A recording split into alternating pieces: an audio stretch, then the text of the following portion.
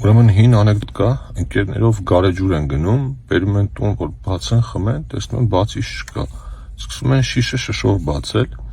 մինչև հասնում են վերջին շշին, էլ բացելու բան չի մնում, մտածում են ինչ անեն, ու ընկերներից մեկը բացահայտում է անում, ասում է, ես հասկացա, այս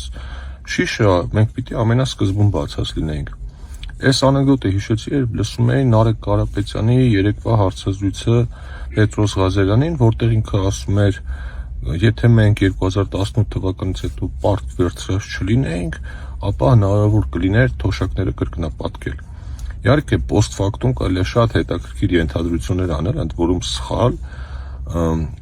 բայց ես էլ գտնում եմ, որ եթե մենք պարտք վերցրած չլինեինք, ապա այսօր շատ լուրջ խնդիրներ կունենենք ու միգուցե չկարողանանք անգամ այնքան թոշակ վճարել, ինչքան որ հիմա ենք վճարում։ Բայց ինչ եմ առաջարկում Նարեկ Կարապետյանին։ Նարեկ ջան, որպեսզի մենք հեռակա իրար հետ չբանավիճենք տարբեր տնտեսական հարցերի շուրջ, ես առաջարկում եմ, որ մենք միասին որևէ հեռուստաընկերության եթերում նստենք ու խոսենք այս բոլոր հարցերի մասին։ Գիտես ինչ, եթե մեզնից որևէ մեկը քո ասածների, քո խոստումների, քո թեզերի կեսի չափը ասեր, կողքդ հավաքված լուրջ մասնագետները մեզ հիմա հում կուտեն ու կմեղադրեն անգրագիտության մեջ։ Քեզ բան չեն ասում, լուր համաձայնում են, ըստ երևույթին մի մասը քեզանից կախում ունեն, մի մասը ակնկալիքներ ունեն, բայց դա չի նշանակում, որ քո ասածները ճիշտ են, բայց ի վերջո մեր հասարակությունը իրավունք ունի հասկանալ, թե ով ինչ է ասում, ով ինչ է առաջարկում, ում ասածն է իրատեսական, ում ասածն է պոպուլիզմ, եւ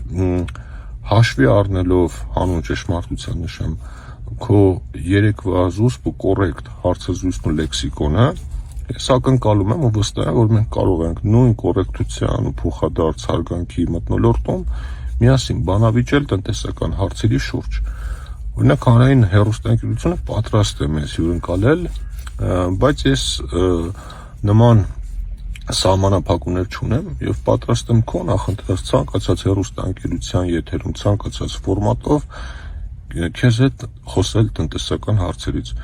Հույս ունեմ կհամաձայնվես, այնպես որ սպասում եմ